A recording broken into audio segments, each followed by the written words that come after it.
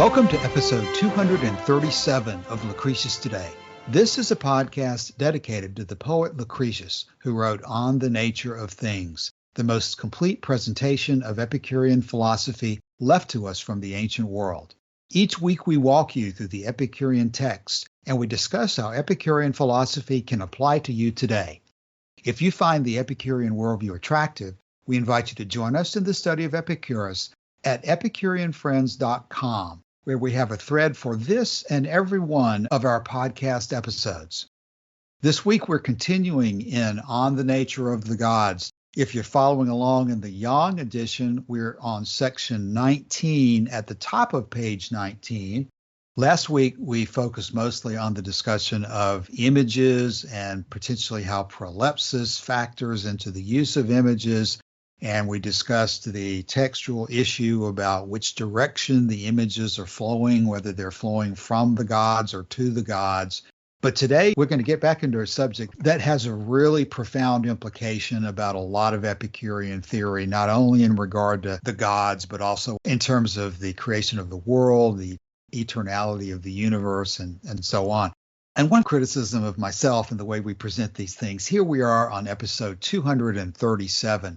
And very infrequently over these 237 episodes have we done what Epicurus specifically tells us in mandatory terms that we need to be doing.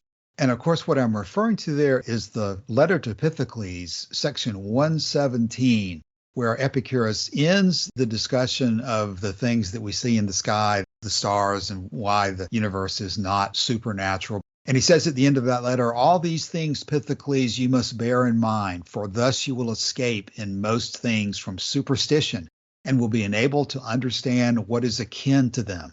And most of all, give yourself up to the study of the beginnings and of infinity and of the things akin to them, and also of the criteria of truth and of the feelings and of the purpose for which we reason out these things. For these points, when they are thoroughly studied, will most easily enable you to understand the causes of the details. And so we've got a very explicit summary at the end of the letter to Pythocles telling us that we need to pay attention to infinity. Of course, that's what we're about to hear Velleius tell us as well. But if you look at that letter to Pythocles, if you look at the letter to Herodotus, where Epicurus says around line 45, these brief sayings, if all these points are borne in mind, afford a sufficient outline for our understanding of the nature of existing things. And then he goes on and says, furthermore, there are infinite worlds, both like and unlike this world of ours. For the atoms, being infinite in number, as was proved already, are borne on far out into space. For those atoms which are of such a nature that a world could be created out of them or made by them have not been used up either on one world or on a limited number of worlds, nor again on all the worlds which are alike, or on those which are different from these. So there nowhere exists an obstacle to the infinite number of worlds. And I'll make note as we pass through there that the very next thing he says in discussing the infinity of worlds is to turn his attention back to these images again that we've been talking about in relation to prolepsis, because he continues on there and says, moreover, there are images like in shape to the solid bodies, far surpassing perceptible things in their subtlety of texture. For it is not impossible that such emanations should be formed in that which surrounds the objects, nor that there should be opportunities for the formation of such hollow and thin frames, nor that there should be effluences which preserve the respective position and order which they had before in the solid bodies. These images we call idols. Now, that's idol is Bailey's translation. You see all sorts of other different words that are used when we get into the Latin. But Epicurus is clearly linking this issue of infinity to this issue of images and considering all of this to be very important for the reasoning process to get us where we need to be in terms of understanding the nature of the universe, and thereby, when we understand the nature of the universe, to live happily. In fact, I'd even include how Epicurus ended the letter to Menicius around line 135. At the end, he tells Menicius, quote, Meditate therefore on these things and things akin to them night and day by yourself and with a companion like to yourself. And never shall you be disturbed waking or asleep, but you shall live like a god among men. For a man who lives among immortal blessings is not like unto a mortal being. And of course, now that's immortal. Again, we discussed that word in terms of potentially being better translated as incorruptible, potentially therefore implying that it continues on without end, and certainly not being of a supernatural nature that would take the being or the thing being discussed outside of the natural realm. It seems to me that one of the key issues involved in interpreting Epicurean philosophy is that you've always got to be consistent with the fundamental holdings of the philosophy, and you're never going to have anything that is outside or above or supernatural in nature. It's always going to be a part of nature if it exists at all. And I think it's a pretty clear statement of Epicurean philosophy that there is nothing that is eternally unchanging except the atoms. And so that leads into the questions we've been discussing, we'll continue to discuss about how could a being attain deathlessness if it is the nature of atoms to not stay together, leading into the hypothesis that a God could continue to exist indefinitely in an analogous way to that of a waterfall, which continuously replaces its contents but remains a waterfall over time. That is potentially one way of explaining what Velleius has been saying about the nature of the gods consisting of an unending flow of atoms. And again, let me say this, we're going to hopefully spur people to think about these issues and to do what Epicurus has suggested in terms of examine them closely, because they do have a tremendous amount of implication for the philosophy as a whole. And we're never going to make any sense out of it if we don't start the process, even though it's hard.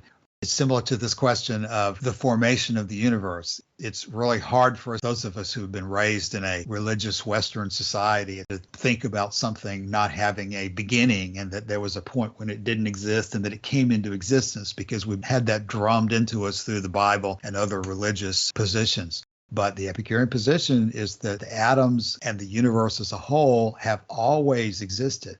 So while it may seem hard to accept that the universe has always existed, it's pretty hard also to accept the idea that the universe did not exist at one time.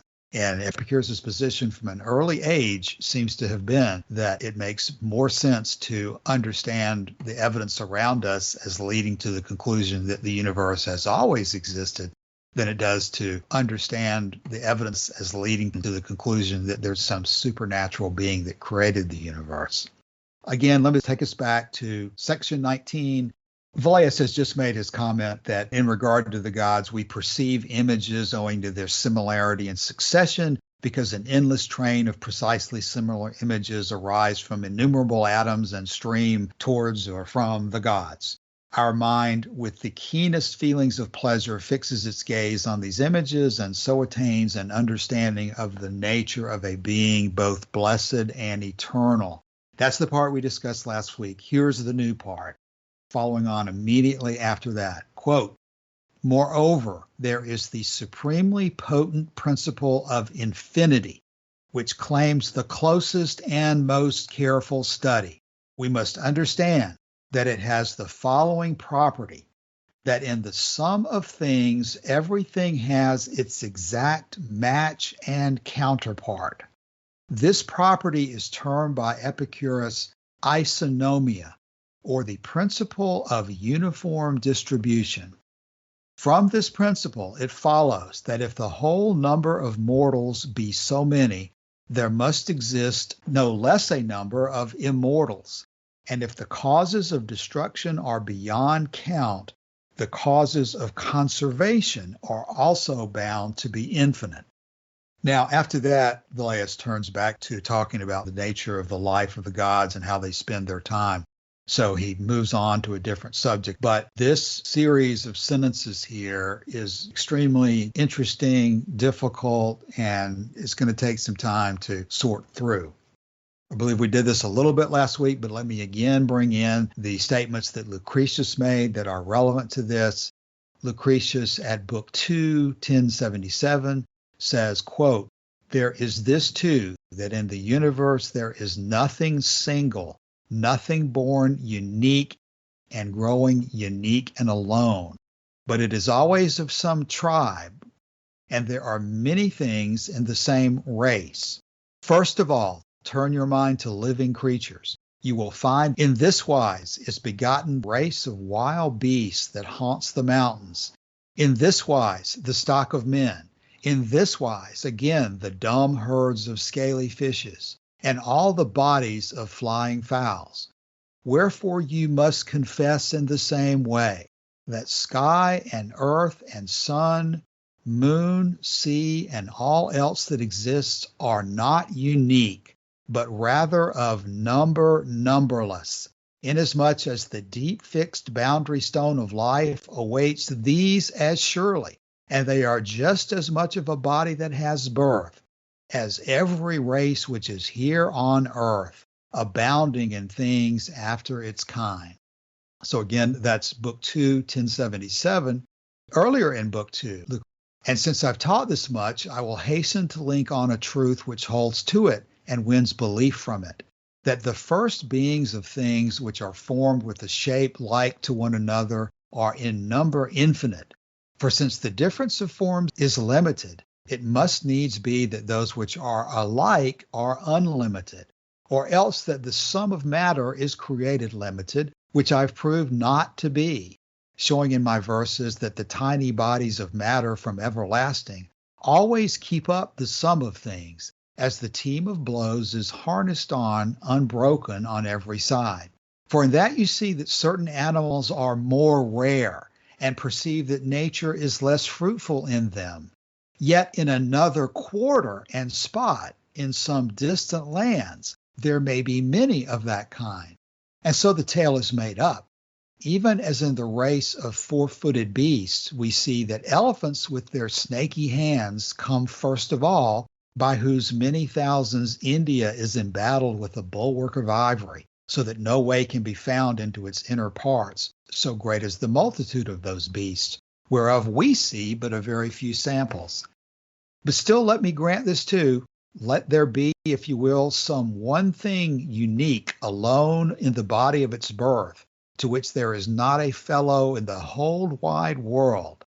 Yet unless there is an unlimited stock of nature from which it might be conceived and brought to birth, it will not be able to be created, nor after that to grow on and be nourished. He's talking about that in one place, some things will be more common than others, but in another place, other things will be more common. And that's a part of infinity just as much as the idea that as a whole, there's no limit to the number of earths, no limit to the number of anything. And of course, as we discuss this, we're talking about infinity primarily in terms of infinity of space. But there's the related issue of boundlessness or eternality of time. And to throw into the pot as well, Lucretius in Book 3 at 843 has said this, quote, "And even if the nature of mind and the power of soul has feeling after it has been rent asunder from our body, yet it is nothing to us who are made one by the mating and marriage of body and soul." And here's the point about time. "Nor, if time should gather together our substance after our decease, and bring it back again as it is now placed, if once more the light of life should be vouchsafed to us, yet even were that done, it would not concern us at all, when once the remembrance of our former selves were snapped in twain." He goes on and explains that the fact that we don't remember things from the past tells us that severing the body from the mind is going to mean that we're a different person. But that last section in 843 indicates that Lucretius is considering possibilities of the atoms and, for example, our particular bodies and mind over time coming back into the same locations after we die. It seems to me that that is something that's easily relatable to the questions of in infinity of space, the same thing could be happening over and over again. So 843, helpful mainly just to indicate that the implications of extending things over time and space is certainly occurring to the ancient Epicureans. And to close out the list of citations, as I was looking this morning, I know there are significant others that I'm not including, but Diogenes of Oinoander mentions in his letter to Antipater the issue as well. He says, "So as I was saying, having had my appetite most keenly whetted by all the advantage of the voyage, I shall try to meet you as soon as the winter has ended. But since this is uncertain, both on account of changeability and inconstancy of our fortunes, and on account of my old age besides, I'm sending you in accord with your request the arguments concerning an infinite number of worlds. And you've enjoyed good fortune in the matter, for before your letter arrived, Theodorus of Lindus, a member of our school not unknown to you, who is still a novice in philosophy, was dealing with the same doctrine. And this doctrine came to be better articulated as a result of being turned over between the two of us face to face. For our agreements and disagreements with one another, and also our questionings, rendered the inquiry into the object of our search more precise. I'm therefore sending you that dialogue, Antipater, so that you may be in the same position as if you yourself were present, like Theodoratus, agreeing about some matters and making further inquiries into cases where you had doubts." The dialogue began something like this. "Diogenes," said Theodoratus, "that the doctrine laid down by Epicurus on an infinite number of worlds is true, I am confident." Okay, I'll leave off there in the citations, but that's an example of just like Theodoratus of Lindus, Diogenes of Oinoander, and Antipater, whoever that is, we too are engaged in the discussion of issues of infinity. And the disagreements among ourselves, the agreements among ourselves, our questions are hopefully going to render the inquiry into the object of our search more precise. So Joshua and I will stand in the stead of these characters from 2,000 years ago, and we will go right back down the same road that they were going themselves, unfortunately with a lot less text to work with, but down the same road, because so much does hang on this issue of what are the implications of infinity. Okay, so the first thing I want to look at is to go back into the text for today, which is around section 19. And there is some confusion here between Rackham and Young, because in Young we have the phrase or sentence, "Surely the mighty power of the infinite being is most worthy our great and earnest contemplation." And in the Rackham translation we have, "Moreover, there is the supremely potent principle of infinity, which claims the closest and most careful study." And if you go to the Latin for that, that is "Summa vero vis infinitatis et magna ac diligenti contemplatione dignissima est." And when I plug that into Google Translate, what I get out of that is, "But the highest power is infinite and worthy of great and careful contemplation." I think what's actually going on here in the Latin text, they're missing the word vero, which means truth. So I think what's actually going on here in the Latin text is, I'm reading this something like, "The highest truth of the infinite and the great deserves our close and careful study or contemplation." That's where I'm coming in. Most of these other translations don't do anything with that word truth. And of course, the Young translation goes in the direction of capitalizing the words infinite being as if we're talking about a God. We're not talking about a God. We're talking about nature. Nature is infinite in Epicurean philosophy. It has no limit in space. It has no limit in time. And likewise, there is no limit to the number of atoms. The limits that we find in this equation are the limits of what can be produced by the accretion of the atoms into bodies. Lucretius elsewhere talks about how you can't have men the size of giants wading the deepest oceans and splitting mountains with their bare hands. That would be an example of a limit in this world. But as to the extent of the world and the duration of the world and the number of the atoms in nature, those things are all unlimited. And what we see from that throughout this text, Cassius, and through all of the citations that you've added to it, is that there are a number of things that follow from that that may not be immediately obvious. And one of those things is this principle of isonomia, which in the Rackham translation, he reports this way: we must understand that it has the following property, that in the sum of things, everything has its exact match and counterpart. This property is termed by Epicurus isonomia, or the principle of uniform distribution. From this principle, it follows that if the whole number of mortals be so many, there must exist no less a number of immortals, and if the causes of destruction are beyond count, the causes of conservation also are bound to be infinite. That last clause in particular calls to mind Lucretius, because Lucretius uses two gods to symbolize creation and destruction, or to symbolize conservation and destruction. And so at the beginning of the poem, we have Venus, who symbolizes conservation, and then you have Mars, who symbolizes destruction. And while this has an erotic element in Lucretius's poem, what we see is that Venus has the ability to seduce Mars away from his warpath, from his total destruction of everything. And that the tension between those two powers means that while everything that exists in nature that is made of atoms tends toward dissolution over time, the atoms themselves and their capacity to reunite and to form new bodies is without limit. Now, I say that everything in nature tends to dissolution that is made of atoms. The gods also tend toward dissolution.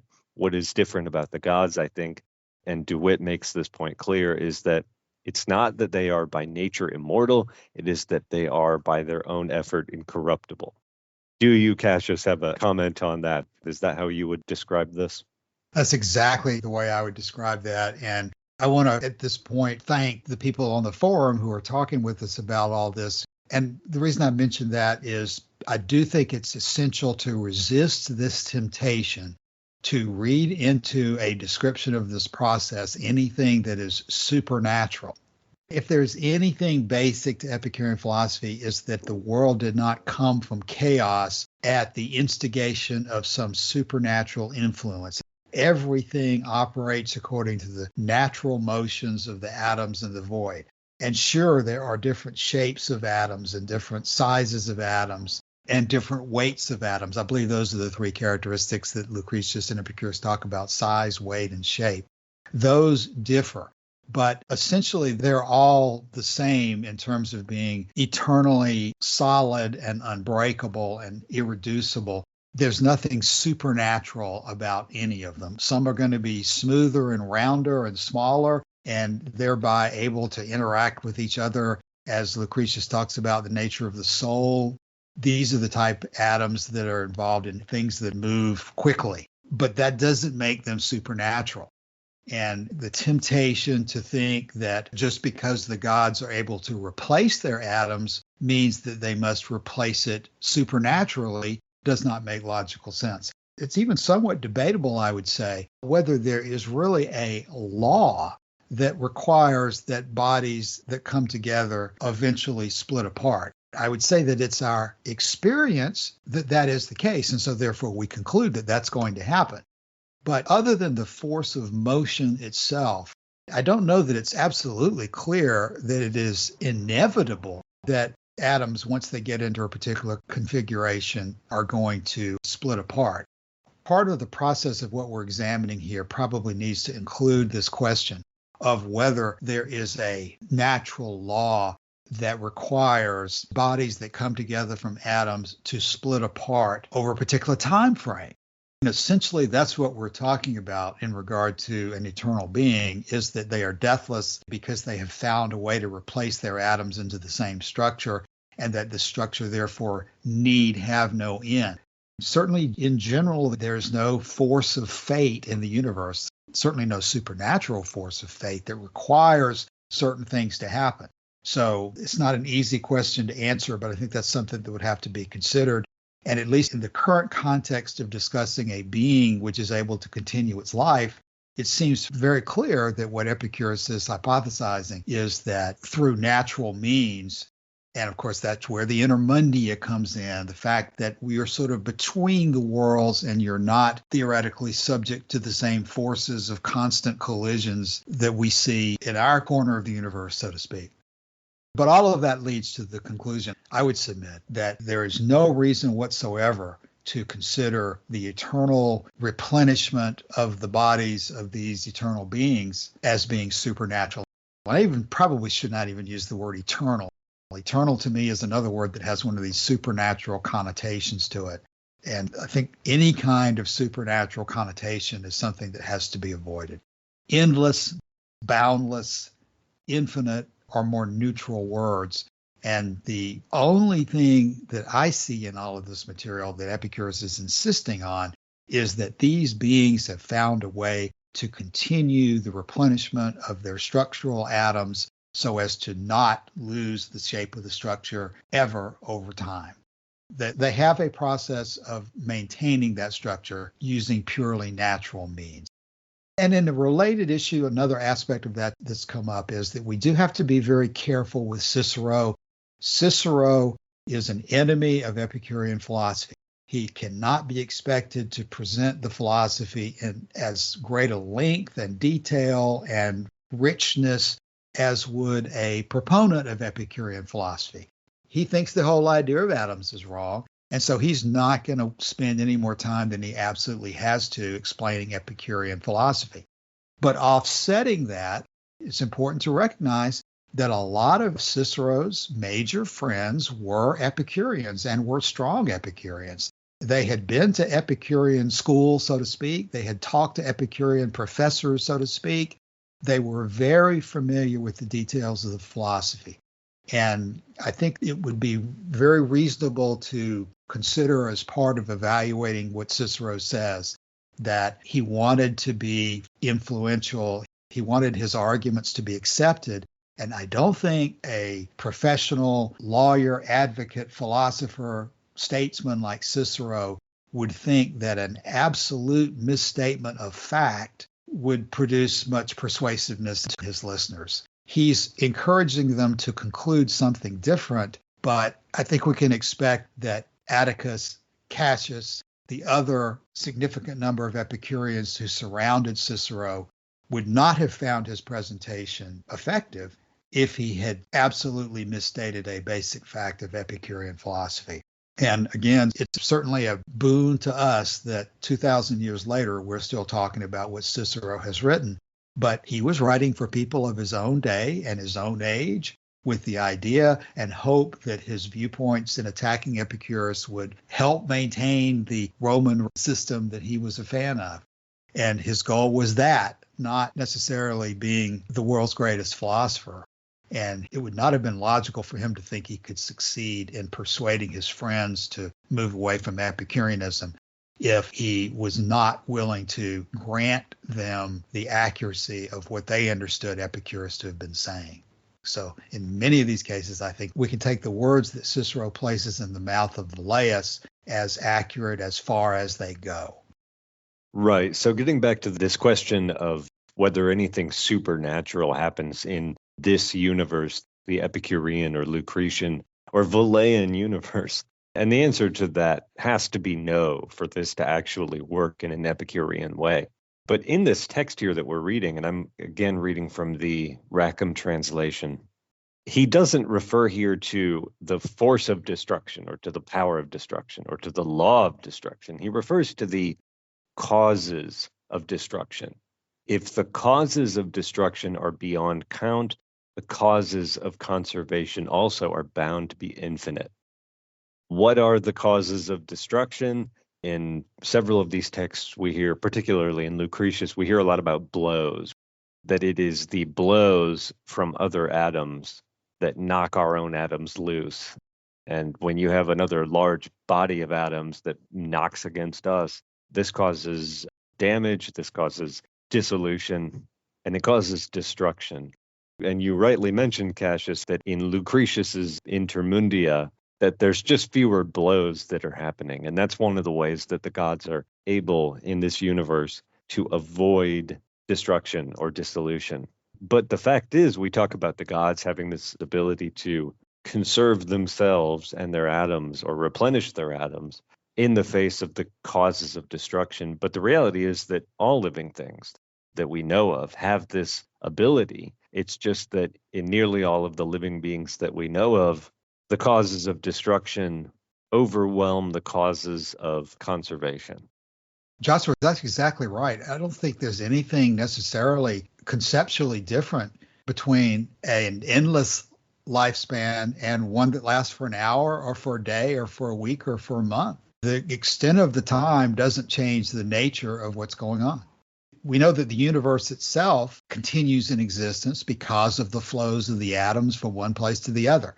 I suppose an analogy could be made that these beings which are deathless have just managed to find a process to duplicate that flow which takes place at the universal level.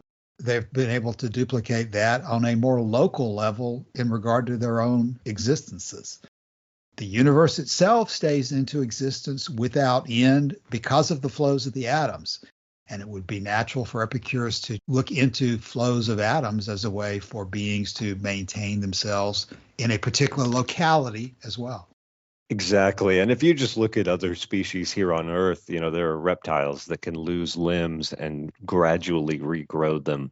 There are species that seem to be inexplicably not susceptible to aging or to radiation, for example.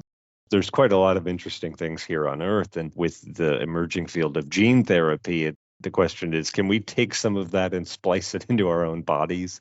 It's an odd universe, but the important parts are what was just listed there, that it's infinite in time, it's infinite in extent. The number of the atoms is infinite. The extent of the void, of course, is infinite. The number of beings composed of atoms in the universe is infinite, and that the causes of destruction are never sufficient to exceed or overwhelm the causes of conservation. Part of Lucretius's argument in favor of that idea is that if the atoms in particular, if the atoms could be destroyed, then surely they would have been destroyed by now. And the fact that we see things, you can take the remains of a dead thing and put it into a patch of soil and plant life will grow more richly there than anywhere else. It's things like this that they must have noticed in the ancient world, surely, that lead to the conclusion that the causes of conservation are never overwhelmed by the causes of destruction. The rivers carry water away to the sea, but the rain always is there in the end to replenish the water into the rivers that goes to the sea. You quoted Cassius Lucretius in Book 2, and this is the Bailey translation. And this is this question of whether any truly singular and unique thing can exist in nature. And he puts it this way: this there is too, that in the universe there is nothing single, nothing born unique and growing unique and alone, but it is always of some tribe, and there are many things in the same race. First of all, you turn your mind to living creatures, you will find that in this wise is begotten the race of wild beasts that haunts the mountains. In this wise the stock of men. In this wise again the dumb herds of scaly fishes, and all the bodies of flying fowls. Wherefore you must confess in the same way that sky and earth and sun, moon, sea, and all else that exists are not unique, but rather of number numberless, inasmuch as the deep fixed boundary stone of life awaits these as surely, and there are just as much of a body that has birth as every race which is here on earth, abounding in things after its kind. Lucretius, in the opening to Book 1, in the Hymn to Venus, there's this line when he says, Genus omne animantum concipitur visitque exortum lumina solis. And the idea is that through Venus, through the power of conservation in nature, every class of living thing, genus omne animantum. Genus, like our word genus, refers to groups of beings. So in here, he's talking about tribes and classes and so forth. But in Lucretius, it seems to be this word genus. Genus omne animantum. Every class of living thing is born and rising up, looks upon the lights of the sun. And in this process, if we ever came across something that existed totally singular and without anything to compare it to, anything that was like it, we've talked about many times, Cassius, if the earth, for example, was the only place in nature where life existed, that would say something pretty powerful about the earth. This would be a very unique and exceptional place in nature. And that this, by extension, might suggest that the earth was the project of some higher being. We're confident that we will find life elsewhere in nature, elsewhere in the cosmos, in part because we see the way things work here on Earth. He talks about elephants. There are elephants in Africa, there are elephants in Asia. Some elephants make their way to Italy through human effort. What Lucretius couldn't possibly have known, though, was that if you cross the Atlantic Ocean, you'll find more continents there, and that on those continents, you'll find the fossil remains of elephant-like creatures, the mastodon and the woolly mammoth. He couldn't possibly have known that those things existed. But through this principle of isonomia, he was able to predict that they would, that stuff like this doesn't just exist in front of me. If it exists here, it also exists elsewhere. This is the principle of uniform distribution, or isonomia. And so a singular object that existed only once would be an aberration. It would be a violation of this fundamental principle of the operations of nature. Joshua, before you go forward, let me say something on that, because I think that's a hugely important point. You've got this question of thought. You've got this question of attitude towards the universe that you've got to resolve. You yourself have not been to every continent. You yourself have not been alive, but for at most 70 or 80 years. You yourself have only experienced a few things within your time and space. What do you think about those things that you have not experienced in places you have not been? Are you going to allow yourself to think that places and times and locations that you've not been to can be supernatural?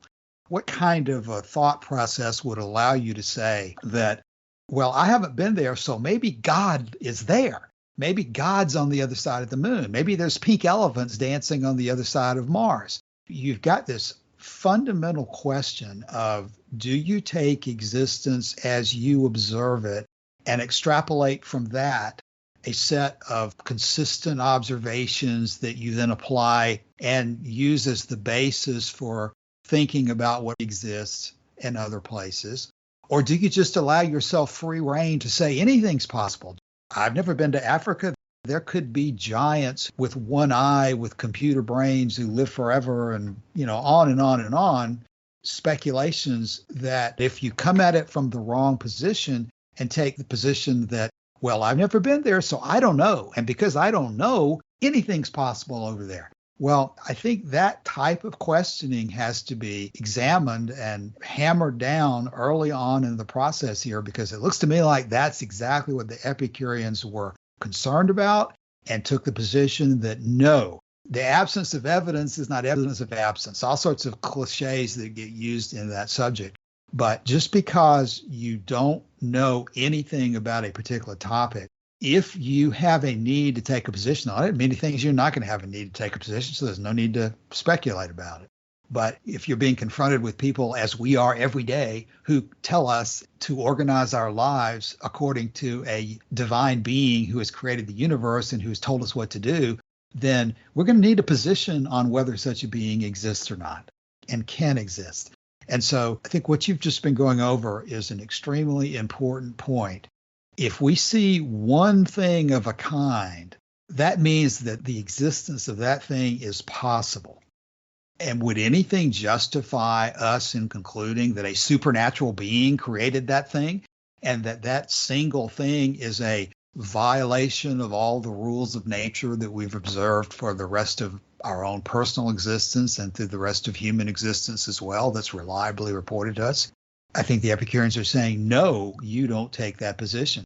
And from the fact that a thing exists, that means that it is natural and has been created by natural processes. And if nature has created that thing through one set of natural processes at one place and one time, there is no reason to think whatsoever that the atoms that are going infinitely out into the universe cannot do the same thing again.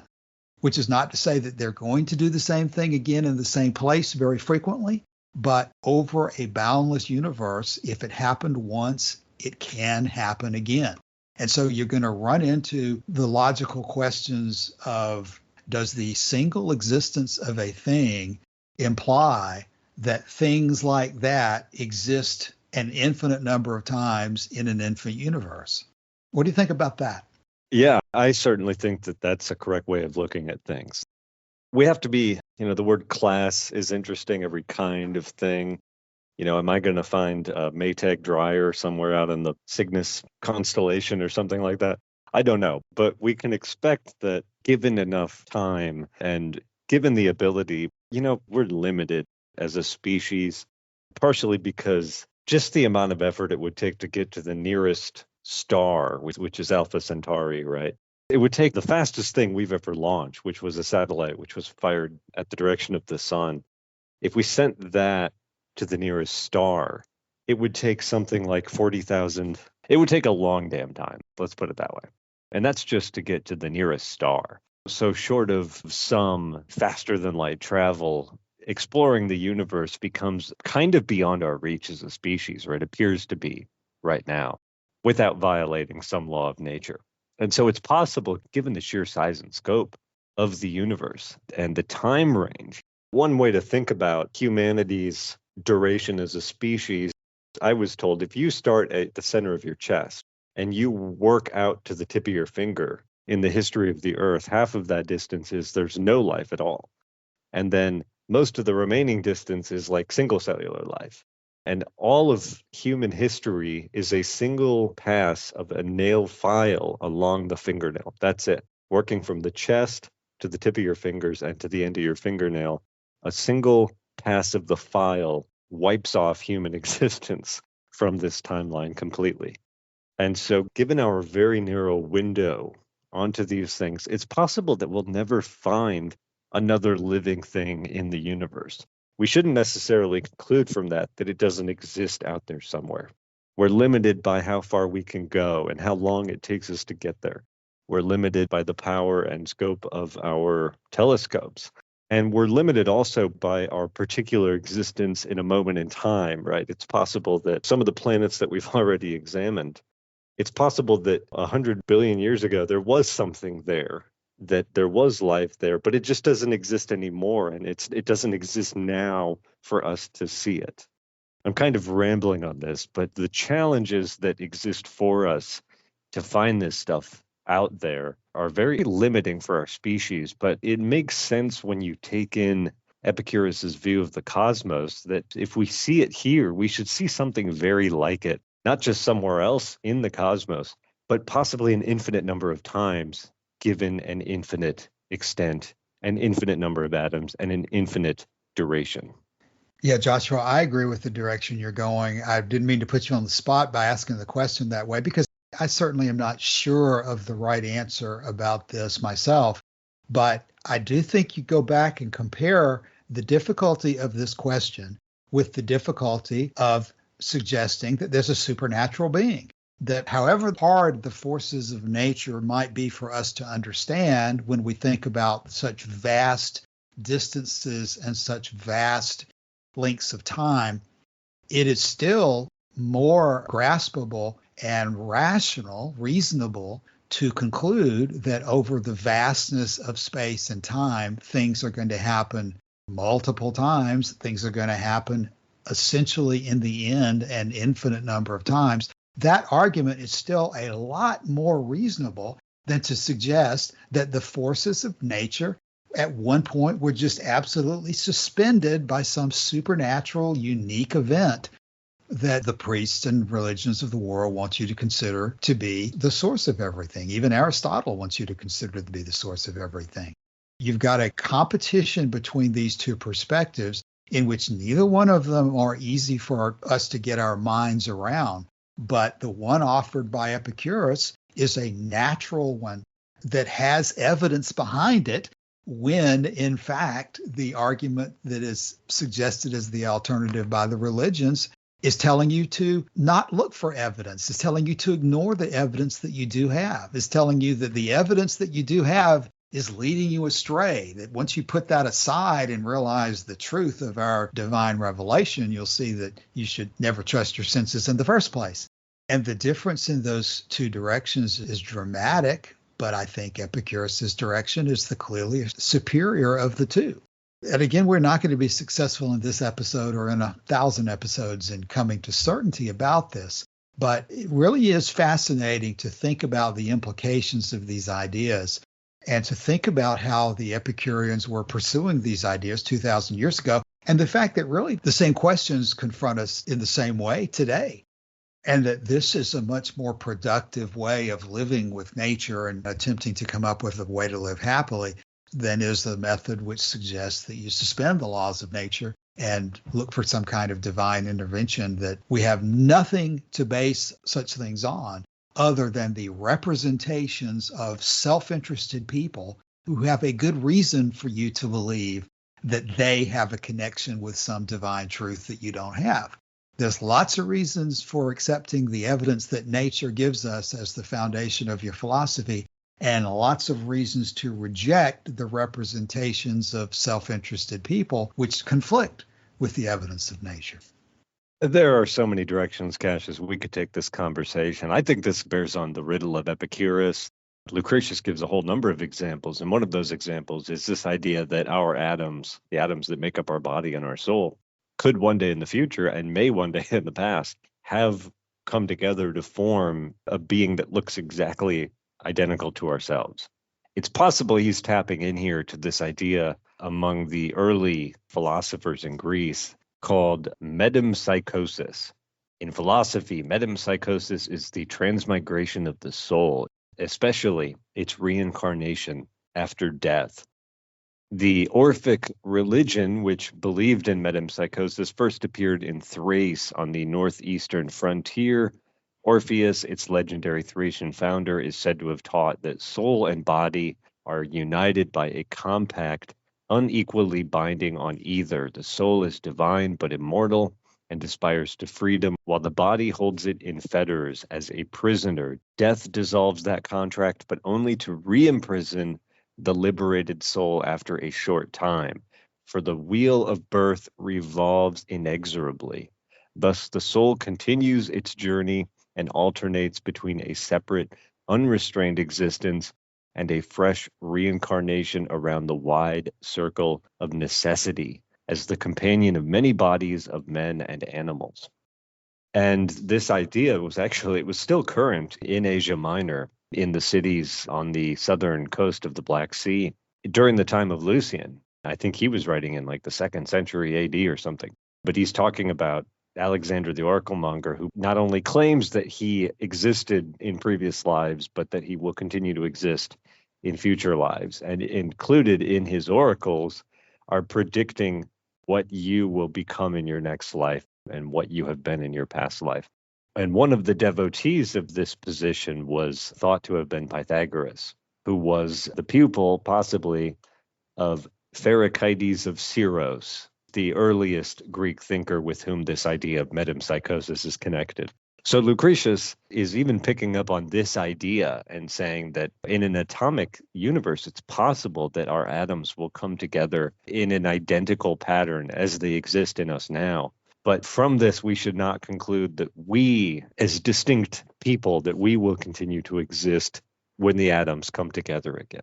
It will look exactly like us, but it will be something new. But there are an infinite number of places we could go with this question, Cassius, and it looks like we are about at the end of the episode for today. That's right. As we discussed at the beginning, the best we can do is hope to point people back in this direction, remind everybody that Epicurus was really focused on this issue as being extremely important, enough to tell Pythocles to really make sure that he focused on the implications of this issue. And we've really only begun to do that in this episode. We haven't done nearly enough of it on the forum. And I really think in the future that this is something that we need to come back to and spend more attention on because this is the link in the chain between atomism and the world around us. We are constantly confronted with arguments about supernatural beings creating the universe, guiding the universe, rewarding their friends, punishing their enemies.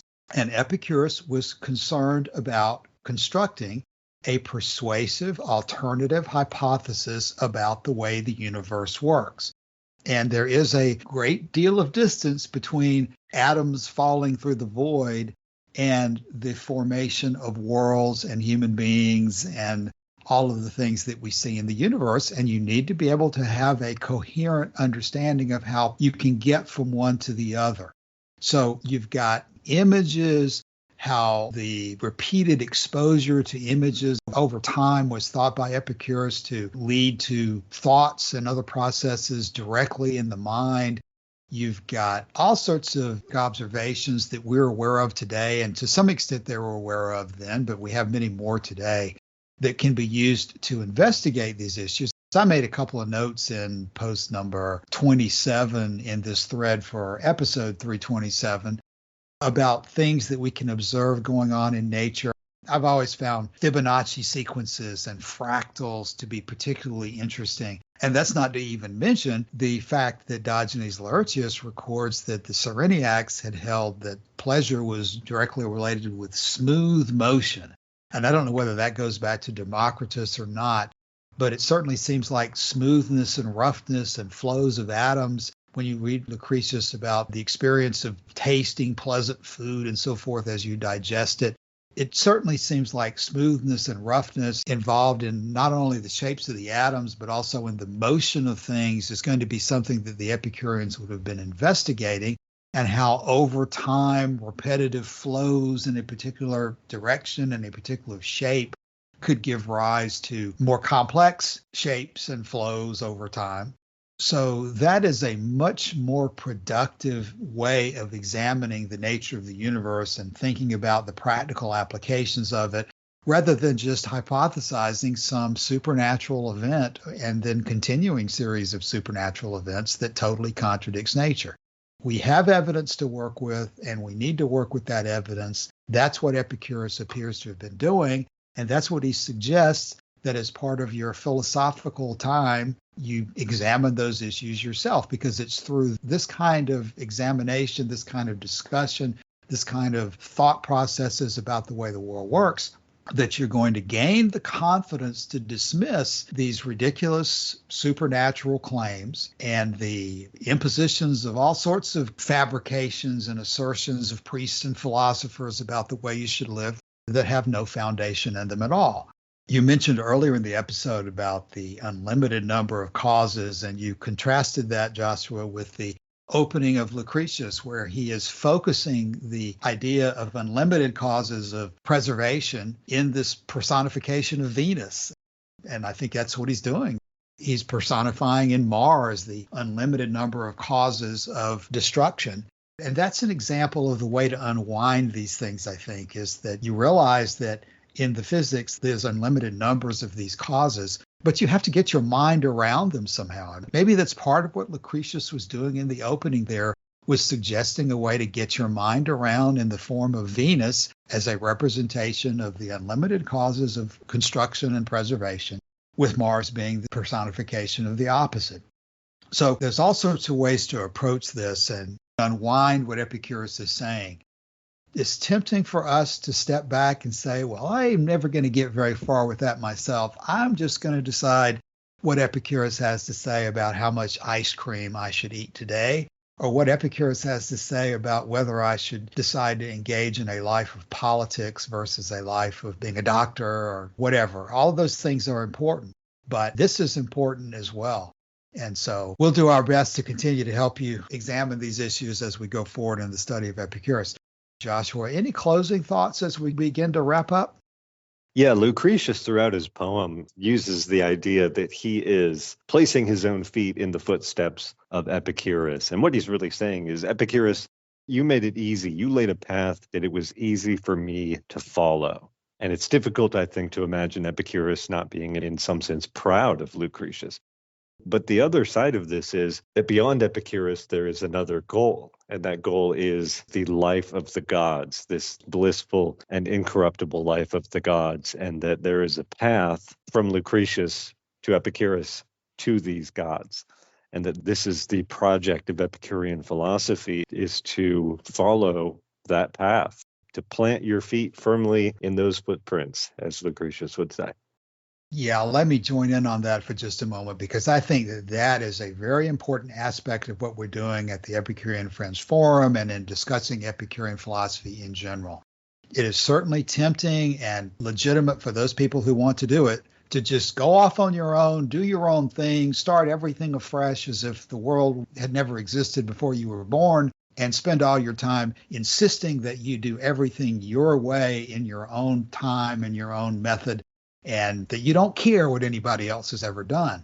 But it's a legitimate approach as well, I think, to realize that the world existed before we were born. And a lot of people have learned a lot of important things over those years. And that what we're doing today is, as you said, Joshua, exactly what Epicurus was advising. He would have been proud of what Lucretius did in talking to Memmius about Epicurean philosophy and in writing his poem so that everybody else could have the benefit of it. He would have been proud of what Diogenes of Oinoandra was doing in writing his letter to Antipater and putting up his wall. He's doing exactly what Epicurus had suggested, to take these ideas and discuss them with other people. And in doing so, all of you profit from going through it and learning it better and being able to articulate it and understand it better. That's a huge part of Epicurean philosophy. It's a huge part of what we're trying to do with the Epicurean Friends Forum, and what we'll continue to try to do in future weeks. So let's bring it to a close at that point. We'll come back next week and start talking about the Stoics and the mode of life of the gods for a few more episodes, perhaps. And then we're going to get into some criticism of, as Cicero provides us, some immediate criticism of what Velleius has been presenting. And I think we'll get a lot out of looking at that as well. But that's all we have time for today. We'll be back with you next week. In the meantime, drop by the Epicurean Friends Forum and let us know if you have any questions or comments about this episode. Again, thanks for your time today. We'll be back soon. Bye.